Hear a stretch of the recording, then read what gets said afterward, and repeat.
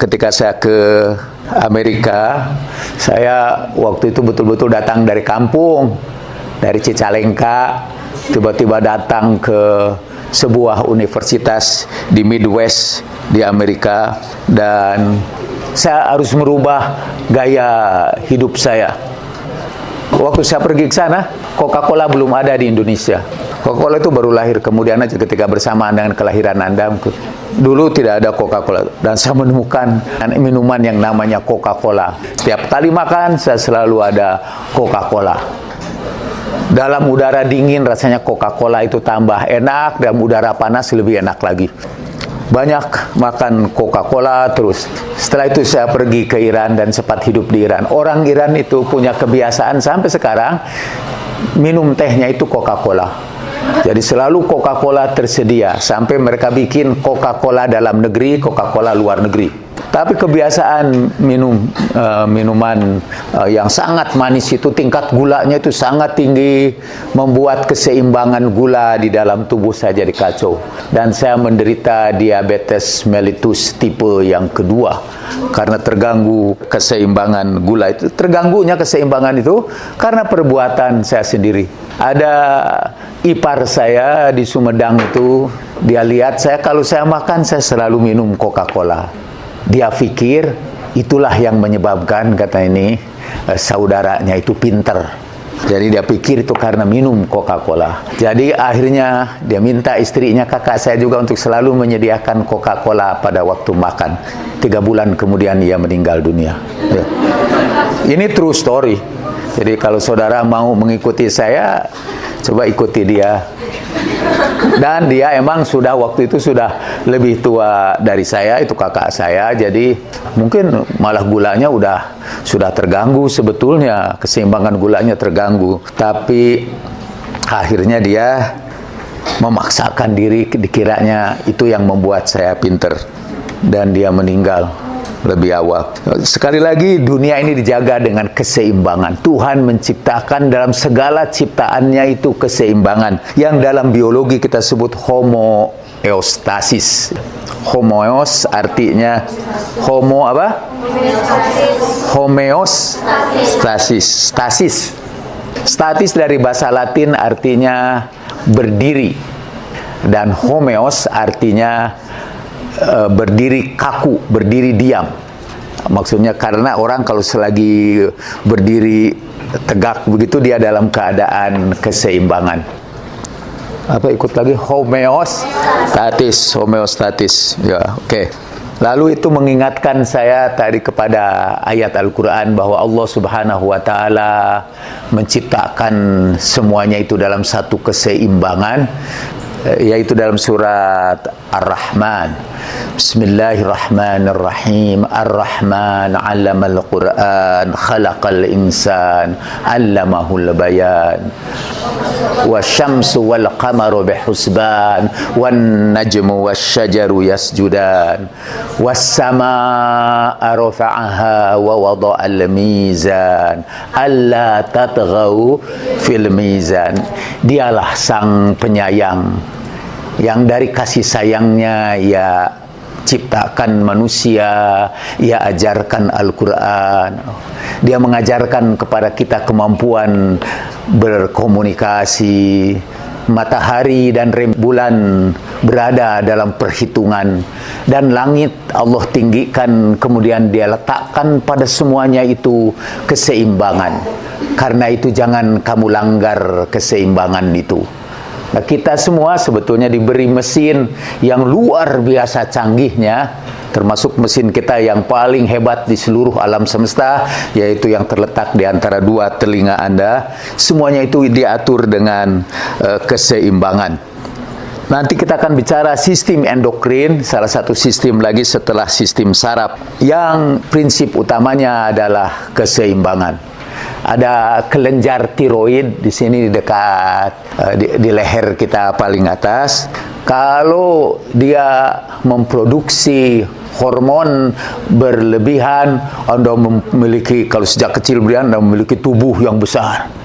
Ada yang disebut gigantisme, yaitu anak yang tiba-tiba jadi gedenya segede raksasa, jadi giantism. Tapi kalau dia kurang, Anda menjadi pendek. Kalau kurang itu, Anda menjadi pendek di luar ukuran biasa. Anda menjadi dwarf atau dwarfism. Apa saja kalau kita, kalau mengganggu keseimbangan, akan terjadi yang kita sebut penyakit, atau dalam istilah psikologi kita sebut disorder. Ini asli gambar otak aslinya, bukan model. Kalau model biasanya yang disimpan oleh Ibu Marian Diamond, itu yang sudah pakai formalin, jadi sudah padat. Kalau ditekan gitu itu padat. Kalau otak ini asli, jadi kalau ditekan itu empuk sekali. Sama empuknya dengan tahu. Jadi otak itu tahu besar, tapi masih berdarah-darah. Itu aliran-aliran darah. Kalau Marian Diamond atau Ramon Nikahal melihat itu garis-garis di dalam otak itu seperti kupu-kupu jiwa. Karena garis-garis itu melukiskan saluran-saluran darah. Sebetulnya di atas itu ada lagi bungkusnya, seperti plastik. Bungkus jaga betul-betul plastik, jadi bisa disobekkan gitu, diangkat. Tapi plastiknya agak liat. Kalau menurut Daeng tadi itu seperti kertas dari luar negeri. Kertasnya itu tipis tapi liat. Kalau kertas kita kan tebal dan mudah sobek. Kertasnya tipis tapi liat. Di atasnya itu juga ada pembuluh-pembuluh darah seperti selokan yang menutup kepala kita. Dan lalu aliran darah masuk ke situ. Itu saluran itu disebut meninges. Dan kalau tiba-tiba ada virus yang masuk ke situ, dan virus itu yang tadinya itu meninges itu sebetulnya saluran untuk shock breaker. Jadi kalau kita bertuburkan dengan sesuatu, ada penahannya, seperti oli di dalam mobil atau di dalam kendaraan motor saudara. Oli itu menjaga shock breaker supaya kalau berbenturan tidak terlalu. Tapi kalau dia masuk, mulai tekanannya itu tidak seimbang lagi, dia mulai menekan tubuh kita, itu disebut, kalau virusnya masuk ke situ itu disebut meningitis. Tergantung kepada bagian otak mana yang kena tekanan itu, saudara akan mengalami mungkin melihat sesuatu dengan sangat aneh, dengan rasa sakit yang luar biasa, saudara bisa menjerit-jerit, saudara kehilangan kesadaran, pandangan yang kosong, orang mengira pasti saudara gila. Rada susah karena otak kita bersambung dengan sumsum tulang belakang, jadi sini bergantung ke bawah. Nah, di belakang ini ada bergantung tali yang panjang itu ke bawah, sumsum tulang belakang. Otak dengan sumsum tulang belakang itu disebut central nervous system, jadi sistem saraf pusat. Dan otak seperti pernah kita sampaikan beberapa waktu yang lalu terdiri dari 3 bagian yang bertumpuk. Bagian yang paling bawah itu batang otak. Dia gabung dengan bagian tengah disebut sebagai otak. Dia di bagian bawah itu yang mengatur gerak-gerak tidak sadar kita, hal-hal yang tidak kita sadari. Ada yang tidak kita atur dengan sadar, untung tidak kita atur dengan sadar. Artinya yang mengatur dengan sadar ini otak ini nih, otak yang paling modern kata. Kalau ini yang paling primitif di sini nih. Di sini ada sebelum itu di atas otak yang primitif itu di atas batang otak, di sebelah belakangnya itu mirip blangkonnya orang Jawa kan. Blangkonnya orang Jawa itu disebut cerebellum atau otak kecil yang sebetulnya hanya 10% dari seluruh otak kita. Tetapi dia menyimpan setengah dari jumlah neuron di dalam otak kita, setengah dari jumlah seluruh sel-sel saraf di dalam otak kita. Nah, di atas itu ada yang kita sebut atau di bahasa awam hati, tapi itu otak limbic system yang menyimpan emosi kita. Di atas itu semua, nah ini ada cerebrum. Cerebrum atau disebut cerebral cortex adalah otak yang paling besar. 85% dari otak kita terdiri dari bongkah-bongkah seperti tahu itu. Kalau ke bawahnya tulang kan, brainstem tulang. Ini bongkah-bongkah atau daging, tapi ini bongkah-bongkah ini, dan itu yang paling besar, 80% dari otak kita. Nah, dalam neuroscience kita mengenal kaidah everything psychological is simultaneously biological. Semua tingkah laku kita, semua pikiran-pikiran kita, semua perbuatan kita, semua imajinasi kita sebetulnya bersifat biologis. Artinya disebabkan karena kerja otak. Sesuatu yang abstrak itu sebetulnya adalah hasil kerja otak itu. Itu prinsip utamanya. Nah, otak dan sumsum tulang belakang disebut central nervous system.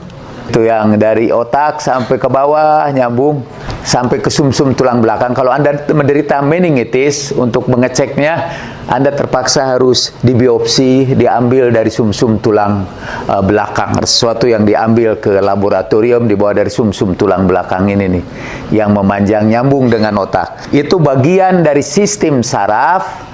Dan ini disebut kantor pusatnya dari sistem saraf. Sistem saraf adalah kumpulan dari kabel-kabel yang meliputi seluruh tubuh kita. Dan sistem saraf ini central processing unitnya kalau komputer. Dia pusat sistem saraf. Dan dia dari otak sampai ke sini. Tetapi sistem saraf, kabel-kabel yang berhubungan dengan seluruh tubuh kita, dengan seluruh anggota badan kita, kita sebut PNS tadi itu yang disebut peripheral nervous system. Jadi sistem saraf, karena tidak ada Indonesianya, sistem saraf periferal. Jadi kalau sistem saraf sentral terdiri dari brain dan spinal cord, terdiri dari otak dan sistem sumsum tulang belakang. Kalau peripheral nervous system itu saraf yang ke seluruh tubuh kita, masuk ke seluruh tubuh kita. Nanti kita akan bicara tentang beberapa jenis saraf. Tapi kembali lagi, ini beberapa definisi. Sistem saraf terdiri dari seluruh sel-sel saraf, dan sistem saraf ini adalah sistem komunikasi di dalam tubuh yang sangat cepat. Karena dalam 1 detik dia bisa menyampaikan pesan. 1 detik itu sekitar 300 meter. Kalau sana, dalam 1 detik pesan-pesan saraf nanti kita akan lihat yang mengalir melalui kabel-kabel itu dengan kecepatan yang sangat tinggi. Kalau motor kita itu dengan kecepatan neuron itu dia bisa meloncat itu, begitu 1 detik dia sudah 300 meter. Bahkan mungkin kalau kecepatannya seperti itu, Anda dulu yang lebih loncat duluan daripada motor Anda. Jadi sangat cepat dan bersifat elektrokimiawi. Jadi itu aliran listrik, tapi juga pada saat yang sama nanti kita akan lihat dia akan mengubah aliran listrik itu menjadi aliran kimiawi, aliran zat-zat kimia. Sebenarnya Anda sudah memperoleh ini di SMA, tapi saya ingin menghubungkannya dengan pelajaran yang kita ketahui sekarang. Harusnya tidak usah disampaikan lagi. Tadi sudah kita bicara tentang central nervous system dan peripheral nervous system. Nah, yang disebut sel-sel saraf adalah kabel-kabel saraf yang mengandung banyak akson. Apa itu akson? Kita akan jelaskan nanti. Mereka adalah bagian dari peripheral nervous system yang menghubungkan otot-otot, kelenjar-kelenjar, dan alat-alat indera kita kepada sistem saraf. Nanti saudara lihat saja, ini saya tidak akan bahas terperinci. Jadi sistem saraf dibagi kepada 2 bagian, central nervous system yaitu otak dan sumsum tulang belakang, dan peripheral nervous system, saraf-saraf yang menghubungkan dengan tubuh kita semua. Central nervous system dibagi 2, brain dan spinal cord, otak dan sumsum tulang belakang. Susunan kabel-kabel yang menutup seluruh tubuh kita, baik dalam maupun di luar, itu terdiri dari automatic nervous system yang mengatur kelenjar dan organ-organ di dalam, termasuk sistem cerna, dan somatic nervous system yang membawa informasi indrawi dan mengendalikan otot-otot tubuh kita.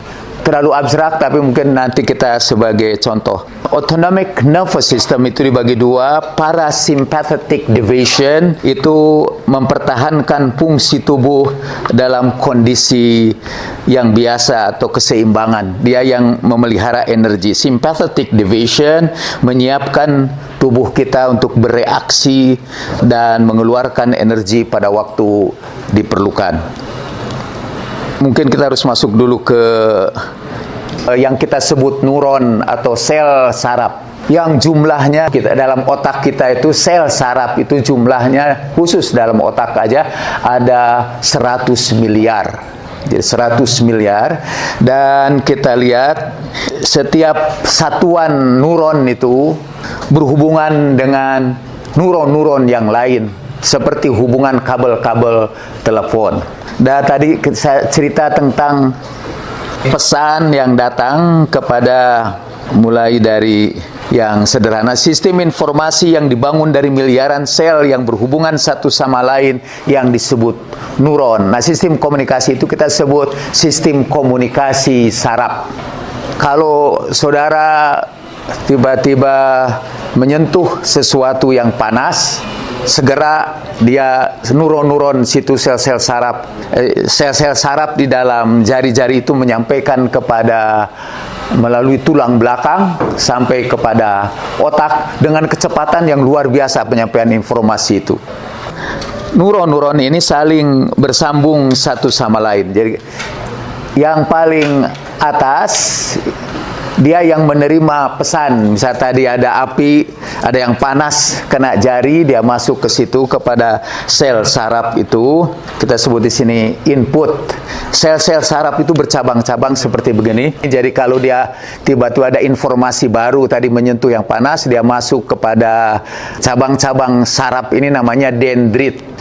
Untuk saudara catat aja, ketika otak Einstein diperiksa, dia ternyata punya kelebihan dibandingkan dengan otak-otak yang biasa, bukan dari besarnya, malah otak Einstein itu katanya hanya 1,2 kilo aja otaknya. Rata-rata otak laki-laki itu 1,7 kilogram. Rata-rata otak perempuan 1,5 kilogram. Jadi rada beda, laki-laki rata-rata otaknya lebih gede dibandingkan dengan perempuan. Itu bukan berarti laki-laki lebih cerdas, karena ternyata otak Einstein di bawah rata-rata otak perempuan. Tapi yang menyebabkan Einstein itu pinter karena banyaknya cabang-cabang dendrit di dalam otaknya. Dan dendrit-dendrit itu yang menerima informasi. Jadi itu penghubung. Kalau telepon itu yang kita bicaranya, jadi pada bagian yang menerima pembicaraan kita itu disebut dendrit. Dendrit itu nanti menyalurkan pesan melalui batang sel yang kita sebut akson. Dan ini kemudian di ujungnya itu ada terminal akson, disebutnya terminal akson, dan dia berhubungan nanti menyampaikan informasi kepada sel-sel baru yang lain. Jadi ada hubungan dengan sel-sel baru yang lain, sel-sel yang lainnya atau sel-sel tetangganya. Hubungan itu disebut koneksi. Jadi koneksi antara satu sel. Dan setiap satu sel, setiap satu neuron, setiap satu sel saraf, setiap satu neuron itu berhubungan dengan sekitar 1000 sel-sel yang lainnya. Jadi satu itu berhubungan 1000, dan kita punya 100 miliar neuron di dalam otak kita. Kali misalnya 1000, itu berarti 1 kuadrilion. Di atas million 1 juta, ada billion 1 miliar, di atas billion ada, itu kalau nanti Anda kaya dan kekayaan Anda, karena kekayaan Anda baru 1 miliar juga nggak nyampe kan. Di bawah 1 miliar itu 1 juta. Nah kalau 1 juta Anda nyampe lah. Semuanya itu katanya passive income, itu pendapatan pasif, artinya dikasih orang tua, bukan usaha sendiri. Nanti kalau suatu saat Anda tidak bisa lagi menghitung kekayaan Anda, saya ajari angkanya nih. Di atas 1 juta itu 1 miliar, di atas billion dalam bahasa Inggrisnya, di atas 1 miliar itu 1 triliun. trillion. Di atas 1 triliun itu quadrillion. Nah, jadi angkanya nggak tahu saya berapa biji nolnya. Di atas quadrillion, masih kalau Anda masih kaya lagi, itu quintillion. Saya tidak bisa membayangkan angkanya. Kalau Anda punya duit 1 triliun aja, kemudian duit yang 1 triliun itu disambung-sambung lah, tempel-tempel pakai benang, sambung-sambung ke pinggir itu. Kalau Anda punya duit 1 triliun, dan banyak yang korupsi itu di atas 1 triliun. Korupsi IKTP itu berapa? Katakanlah Anda cuma punya 1 triliun aja, terus disusun gitu, terus panjang, itu dia akan memanjang sejak Jakarta sampai Mataram. Nah, kita kembali, sel-sel neuron itu berhubungan satu sama lain, dan dia bergerak dengan kecepatan tinggi itu 300 meter dalam 1 detik atau 100 meter, saya angka-angka itu tidak pasti, tapi pokoknya lebih dari ratusan meter dalam 1 detik, dan dia menyelusuri sambungan-sambungan ini, sambungan kabel-kabel itu. Karena kalau kabel-kabel neuron yang kecil-kecil itu, kabel itu kan hanya berapa mili, itu juga hanya bisa dilihat pertama kali oleh Santiago Ramon y Cajal, ya. Karena ada teleskop, ada mikroskop yang kekuatannya besar, dia bisa lihat itu, dan dia gambar sendiri. Gambar yang pertama tentang neuron itu dibuat oleh Santiago. Itu ya sangat berapa mili, tapi kalau disambung-sambung itu kata saya seluruh neuron yang jumlahnya 1 triliun itu sambungan-sambungan, quadrillion, 1 quadrillion sambungan-sambungan itu. Kalau sambungannya disambung-sambung kayak nyambung duit itu jaraknya kata sama, sambungannya itu sama dengan dari Los Angeles ke London, dari kota LA ke London. Saking banyaknya, jadi luar biasa otak kita itu, the amazing brain, ya. Menyimpan saluran telekomunikasi yang lebih canggih dari telekomunikasi yang kita miliki sekarang ini. Jadi seakan-akan kalau di sini kita tersambung dengan kawan-kawan kita, cuma 1 telepon nyambung dengan 1 orang lagi. Tapi dalam otak itu setiap saluran telepon itu nyambung dengan 10.000 telepon lainnya. Setiap itu juga nyambung dengan 10.000 lagi. Jadi koneksi-koneksi itu emang sangat dahsyat, ya. Tadi sebutkan yang mengalir itu adalah aliran listrik. Jadi yang mengalir dari sini nih itu electrical impulse. Jadi ini impuls listrik yang mengalir ke sini itu. Sampai di sini di ujung, sebelum bersambung dengan neuron yang lain, sebetulnya sambungannya sangat dekat. Jadi kalau ini mau nyambung ke sini nih, nyambung ke sini, nyambung ke sini itu ada jarak yang kecil. Ada jarak kecil disebut synaptic cleft.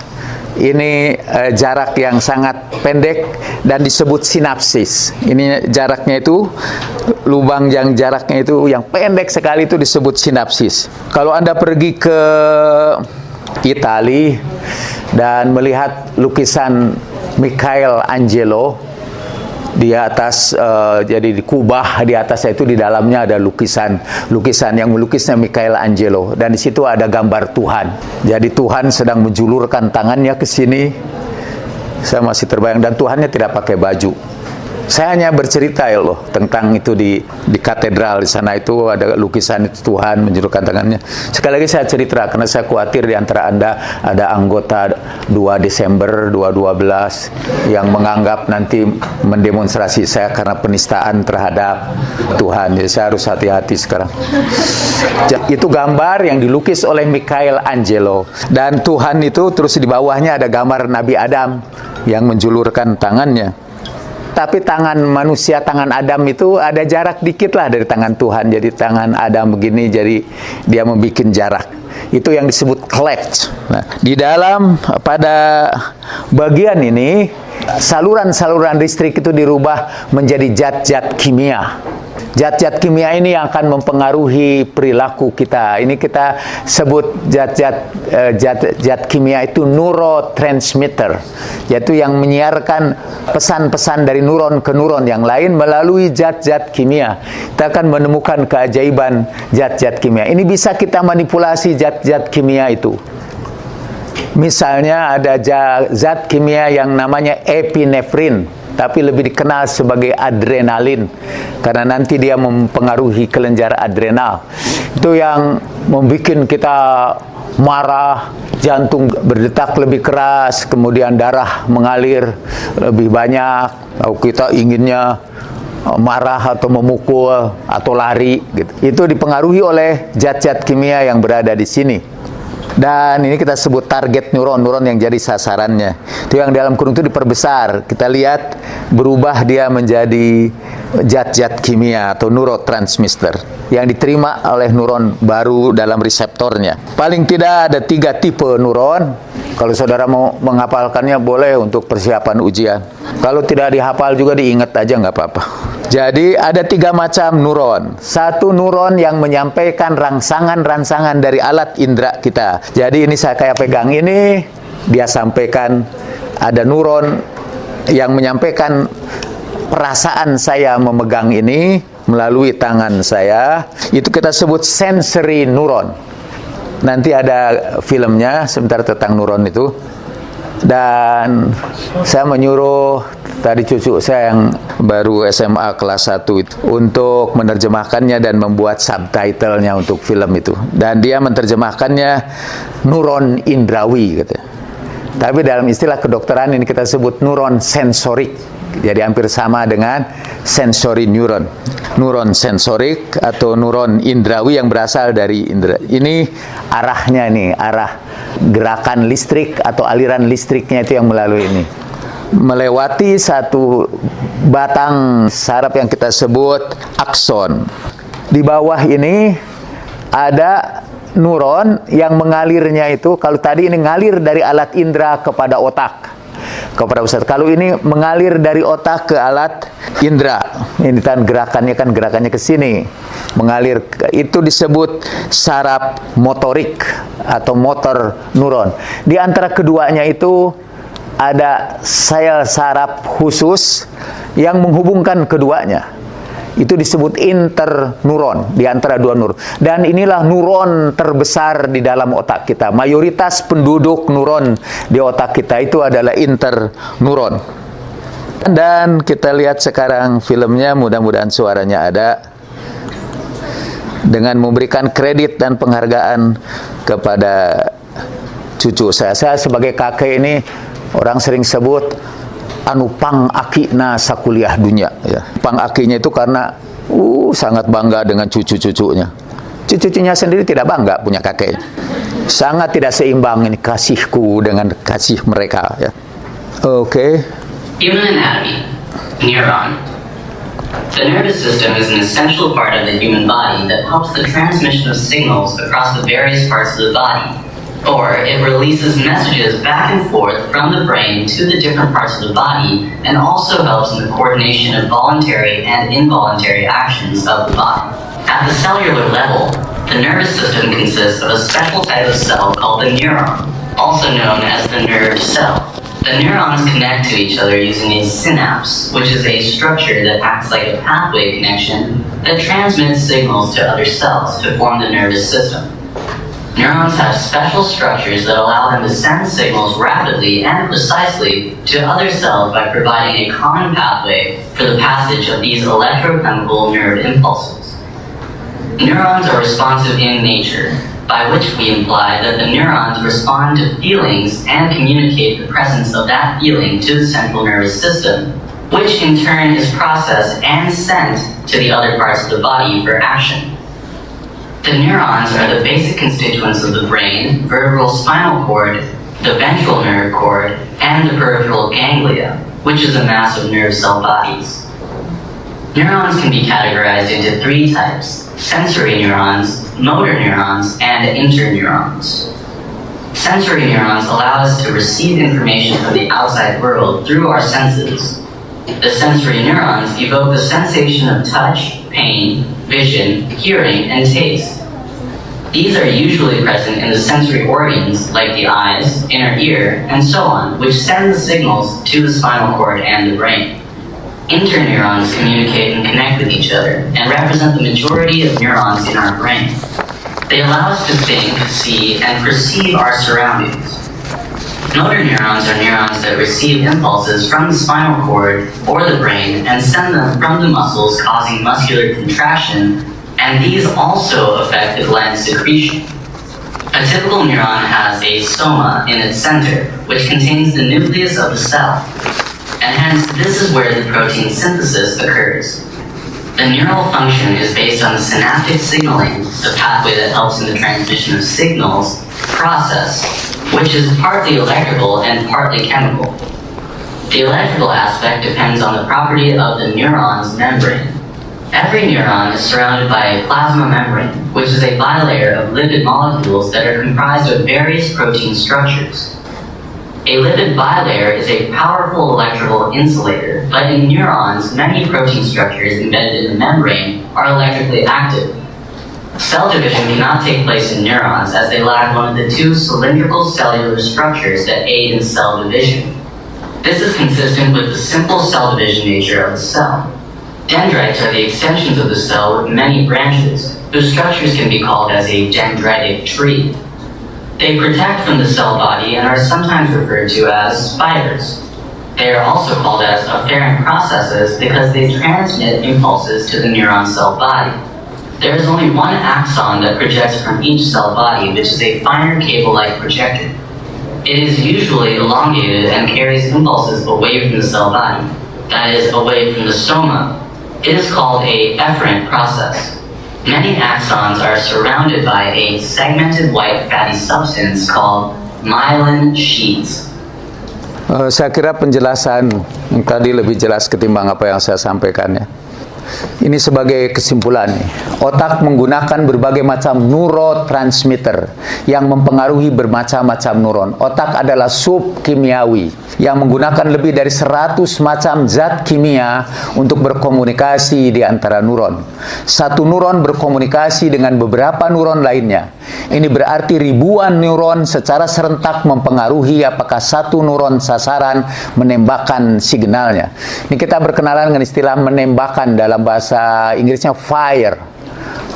Jadi ketika tadi pesan-pesan elektrik itu yang tadi masuk ke dalam akson dan meneruskan pesan kepada otak. Nah, ketika terjadi penerusan pesan itu kita sebut fire atau firing. Nanti kita akan ketemu dengan hukum Hebb, yaitu neurons that fire together wire together. Nanti kita sampai situ. Begitu pula satu neuron aktif dapat mengirimkan signalnya pada ribuan neuron atau lebih.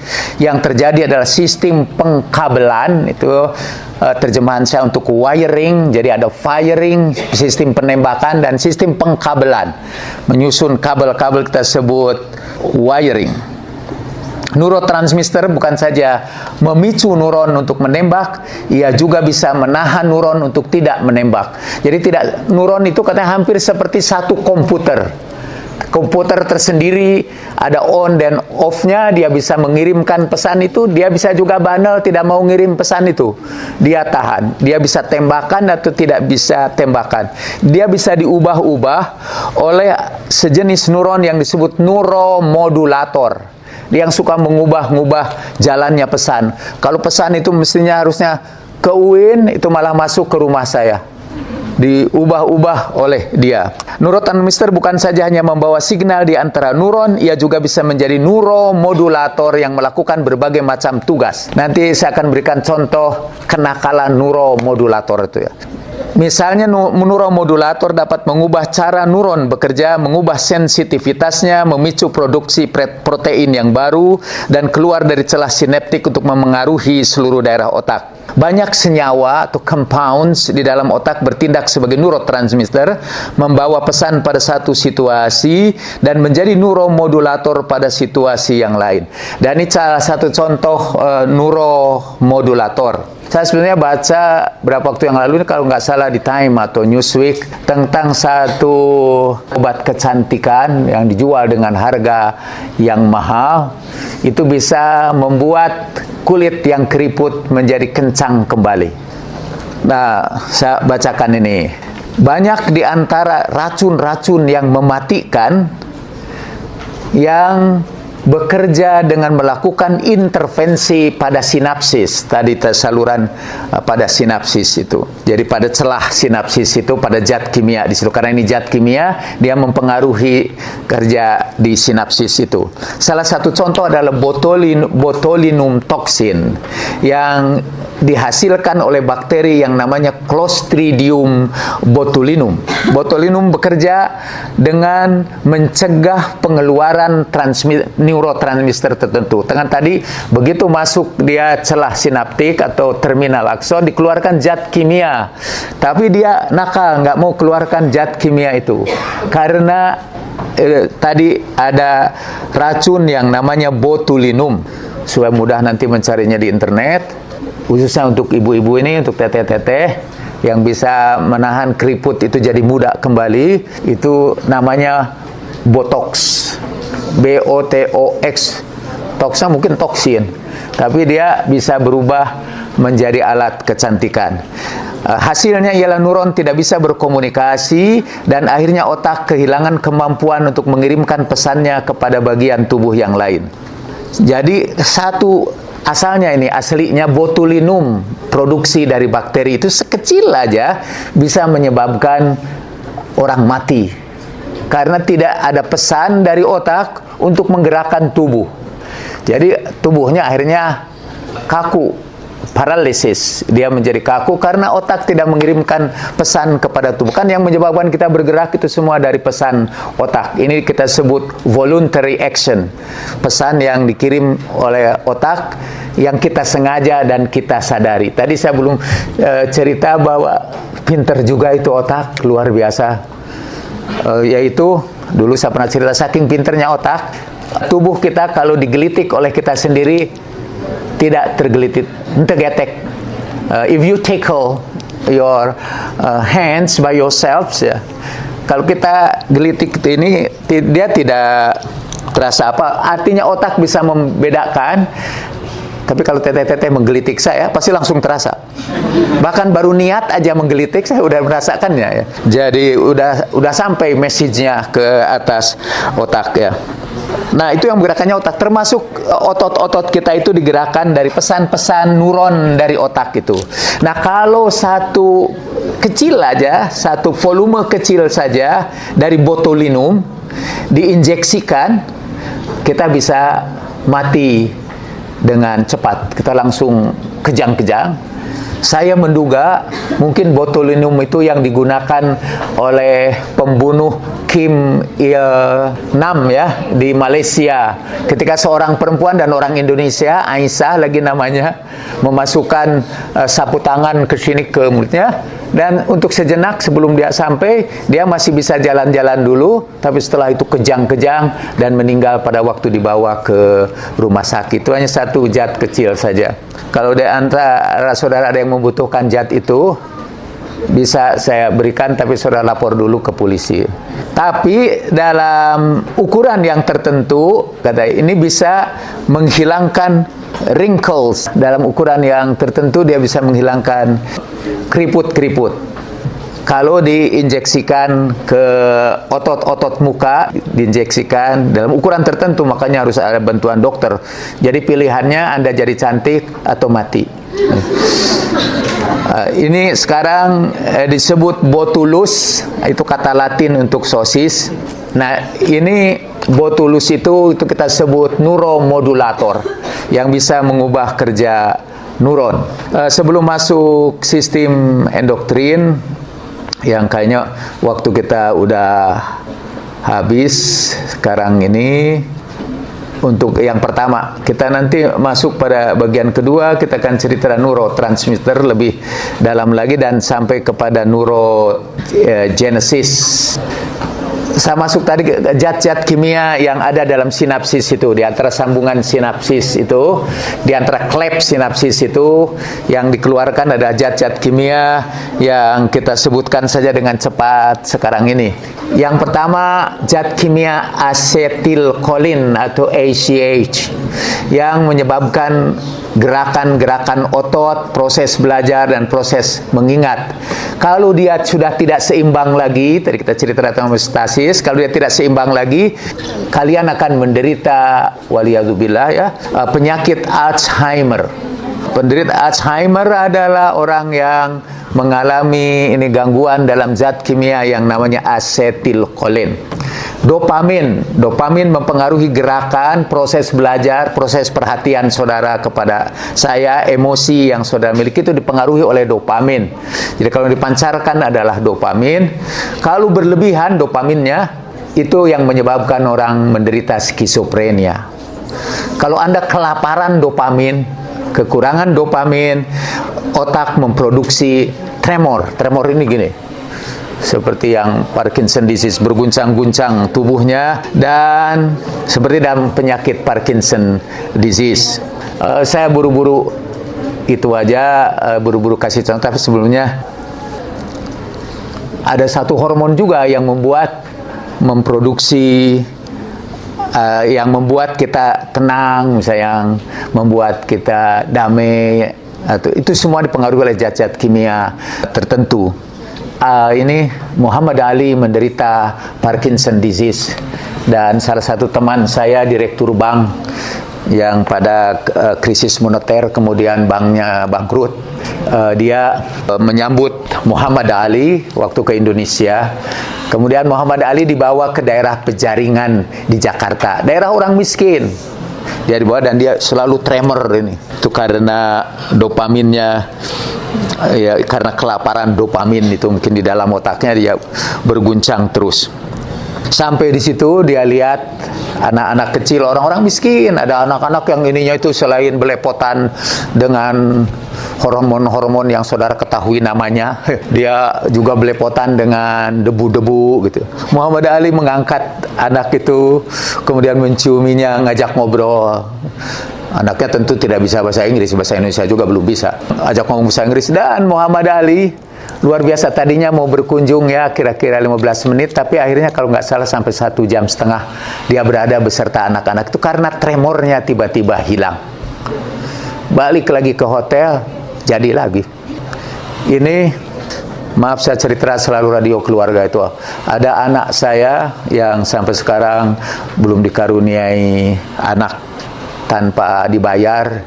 Dia jadi babysitter keponakannya. Jadi karena keponakannya ibunya dokter dan bekerja sukarela di klinik saya di Rancaikek kayak gitu. Satu-satunya saya kira dia mestinya jadi dokter teladan, karena berangkat subuh dan pulangnya juga pada maghrib. Ini luar biasa itu. Karena dia tenang sebab anaknya diurus oleh anak saya yang tidak punya anak itu.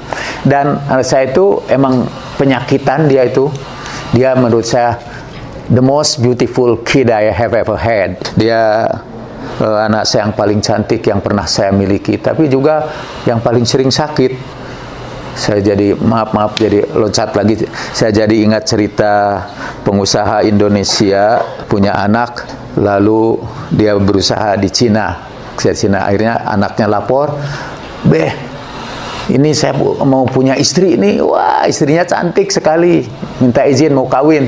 Istri Cina, jadi akhirnya kawin. Baru 1 bulan lapor lagi, "Aduh Beh, istri saya meninggal." "Loh, cepet banget." "Ya maklum buatan Cina," kata dia. Jadi emang ini tidak rasis ya, tidak rasis, dan jangan dianggap penistaan. Jadi mungkin anak saya juga itu cantik, tapi ya dia sakit-sakitan. Tapi sekarang ini setiap kali dia mengambil anak itu, karena dia jadi babysitternya sepanjang hari sambil kerja, dia bawa anak itu ke tempat kerjaannya, dia seperti anaknya sendiri aja. Dan dia cerita, itu batuk-batuk dia berhenti kalau lagi ngurus anak itu. Kalau anak itu dikembalikan lagi, batuknya datang lagi gitu. Nah sekarang orang menemukan bahwa katanya kalau orang itu bahagia akan keluar hormon namanya oksitosin.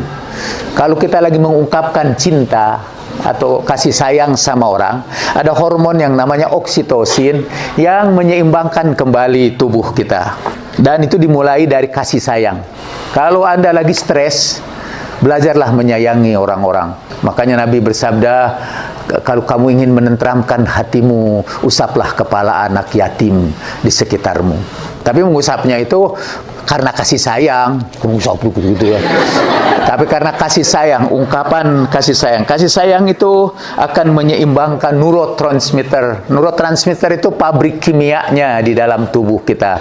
Nanti ada saya tunjukkan satu organ kecil di bawah hipotalamus di otak sebelah sini nih, hampir dekat dengan ini. Organnya kecil, tapi dia itu pabrik kimia yang memproduksi hormon-hormon di dalam tubuh kita.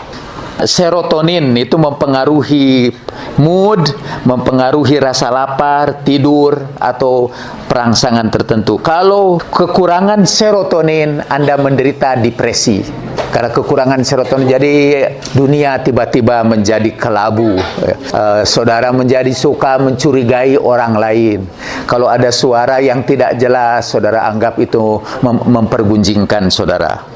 Lalu tidak ada harapan tentang masa depan.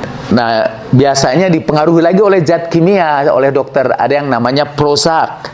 Itu zat kimia yang disebut antidepresan. Maksudnya juga memodulasi, itu neuromodulator. Lalu noripinephrine, ini kita ambil beberapa hormon. Ada 100 tadi hormon, tidak mungkin kita ajarkan di sini. Kita harus ngambil lagi kuliah baru namanya neuroendokrin atau endocrine system. Noripinephrine itu yang membuat kita jaga atau yang merangsang kita, membuat kita bersemangat, kita sebut stimulans.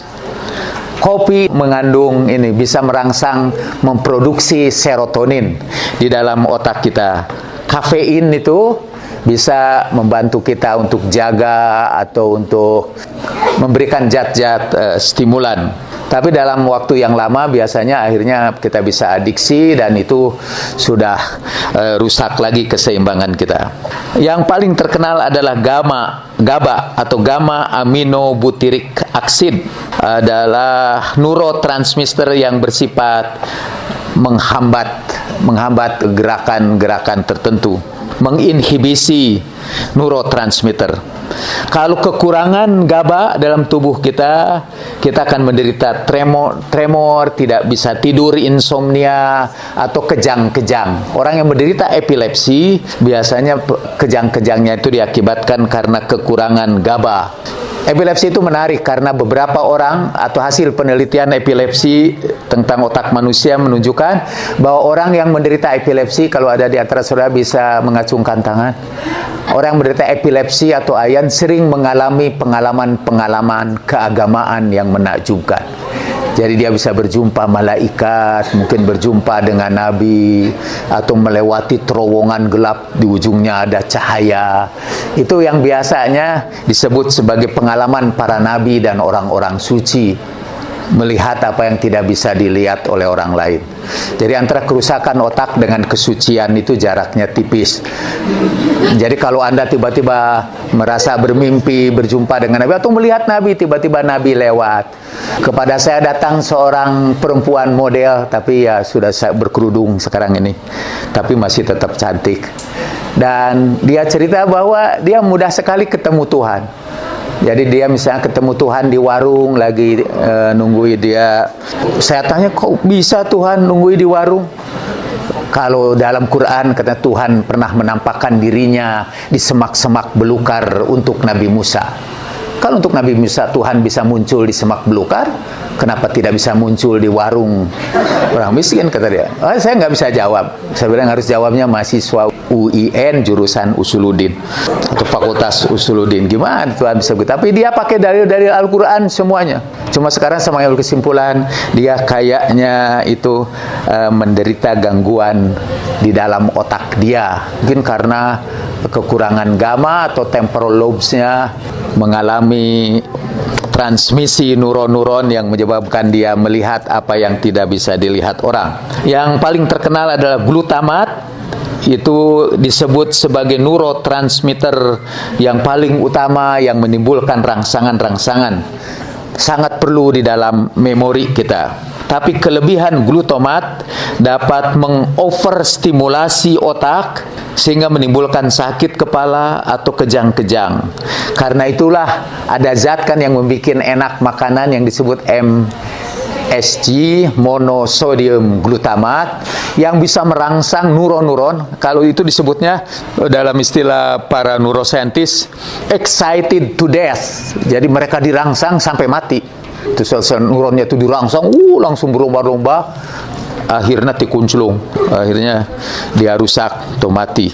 Yang tadi itu bahasa Perancis, mungkin sebagian orang tidak paham. Oke, kita lihat ini film neurotransmitter. Tapi sebetulnya setelah ini kita istirahat sebentar. Ini beberapa zat neurotransmitter. Neurotransmitters are chemical messengers that allow signals to cross synapses to transmit information from a nerve cell or neuron to a target cell. Neurotransmitters coordinate behavior by stimulating an action or inhibiting an impulse. Some of the more familiar identified neurotransmitters include dopamine. Dopamine functions as both an inhibitory and excitatory neurotransmitter and is critical for memory and motor skills. Dopamine plays a role in behavior, learning, sleep, mood, focus, attention, immune health, and pleasurable reward. GABA. As the major inhibitory neurotransmitter widely distributed through the brain, GABA is considered a significant mood modulator. When GABA levels are too low or GABA action is impaired, neurons can become overexcited, which can lead to restlessness, anxiety, and irritability. Glutamate, the most common neurotransmitter in the central nervous system. Glutamate is an excitatory relative of GABA that is involved in most aspects of brain function, including cognition, learning, and memory. Makasih. Glutamate is considered a major mediator of the excitatory signals, regulating the brain development as well as the elimination and formation of neurosynapses. Serotonin. Present in the brain and digestive tract, inhibitory neurotransmitter serotonin has been identified as an important factor in mood, depression, anxiety, sleep quality, emotions, and the regulation of appetite and body temperature. Serotonin imbalances are involved in depression, impulse behavior, sleep, and emotional disorders. Acetylcholine, ACH. This widely distributed excitatory neurotransmitter was the first neurotransmitter to be identified. ACH triggers voluntary muscle contractions, controls the heartbeat, and stimulates the excretion of certain hormones. Research suggests that ACH may be critical for sleep, attentiveness, sexuality, and memory. Norepinephrine, also known as noradrenaline and widely distributed throughout the body, norepinephrine acts as a neuromodulator, optimizing brain performance. As part of the body's fight-or-flight response, norepinephrine quickly provides an accurate assessment of danger of stressful situations. Excessive amounts of this chemical, especially when no actual danger exists, can leave you anxious and hyperactive. Epinephrine. Widely known as adrenaline, epinephrine is both a neurotransmitter and a hormone that is essential to metabolism, attention, mental focus, and our innate response to stress, fear, anger, panic, or excitement. Abnormal levels of epinephrine are linked to sleep disorders, anxiety, hypertension, and lowered immunity. The importance of neurotransmitters cannot be understated, as they have a part in so many processes within the body. Sebelum tanya jawab sebentar lagi, sebelum istirahat, kira-kira istirahatnya 5 menit aja karena tadi sudah datang juga 10 atau setengah jam sudah istirahat duluan di luar. Yang memberikan kuliah di neuroscience ini bukan orang Indonesia saja, juga tadi itu dosen dari University of California memberikan penjelasan kepada Anda. Itu untungnya kita hidup di abad digital ini. Kita juga sebentar lagi akan mendengarkan penjelasan dari Marianne Diamond, masih tetap di Universitas Berkeley. Dulu saya punya istri yang lulusan Berkeley, University of Berkeley.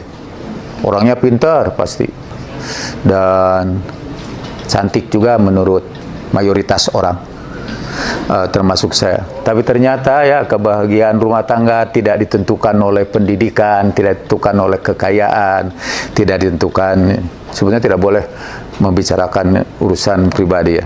Tapi saya teringat karena dia ini lulusan Berkeley, ya University of Berkeley, yang dosennya akan segera berbicara di hadapan kita. Kita kembali lagi kepada dosen kita yang pertama, Ramon y Cajal, ya, Bapak dari Neuroscience. Dia menulis pada tahun 1928, kira-kira Budi Utomo didirikan pada tahun berapa?